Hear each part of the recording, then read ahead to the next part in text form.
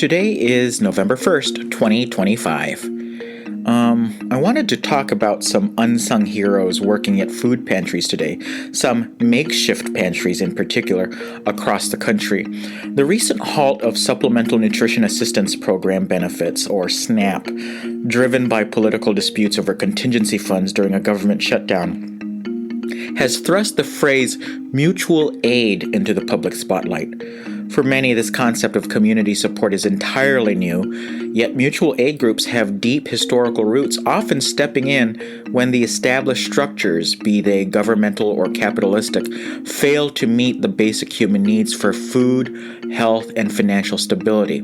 Groups like the Edgewater Mutual Aid Network, or EMAN, founded during the tumultuous COVID-19 pandemic, exemplify this movement, organized primarily by younger generations seeking to build more resilient, equitable systems of care. At its core, mutual aid is an ancient human principle that cooperation is necessary for survival. It is fundamentally built on the idea of solidarity, not charity. It's about people working together to meet the needs of everyone in their community. Organizations operating under this model function locally, relying on the direct participation of community members to share what they have, whether it's food, money, skills, or time, with the expectation that they too will be supported when they need it. The underlying objective is the collective well-being of the community, ensuring that everyone's basic needs are met without conditions. The crucial difference between mutual aid and traditional charity lies in the power dynamic and the ultimate goals of the assistance.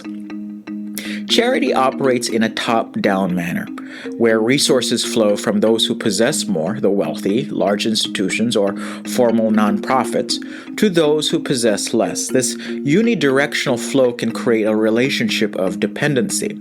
The givers or donors often retain the power, dictating the terms of assistance, sometimes requiring extensive paperwork, setting conditions, or deciding who is worthy of receiving help. While charity provides vital short-term relief, it often addresses only the symptoms of poverty and insecurity without challenging the foundational societal systems that create the need in the first place. Mutual aid, in sharp contrast, is horizontal and reciprocal. It is defined as an exchange between peers, where every participant is viewed as both a potential giver and a potential receiver. The focus is not simply on alleviating immediate suffering, but on transforming the conditions that cause systemic inequity. Groups often embrace non-hierarchical or democratic structures where decisions about resources and operations are made collectively by the people involved, those both giving and receiving support.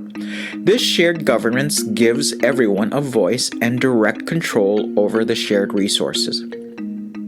For organizers, especially those from the millennial and Gen Z generations, mutual aid is a form of direct action and political participation. It provides an immediate, tangible way to challenge what they view as the failures of a system that prioritizes profit over human needs.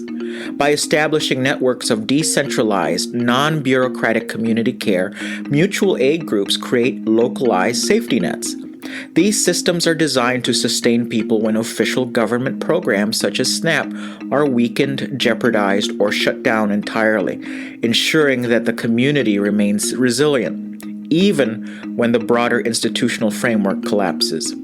If you are in the Chicago area, or if you're not in the Chicago area and are curious about how these organizations work, I want you to go online and check out Chicago Food Sovereignty Coalition. That's Chicago Food Sovereignty Coalition. And another one called Love Fridge Chicago. That's a different organization. They do mutual aid through refrigerators in the community that everyone can access. That's Love Fridge Chicago. Thank you.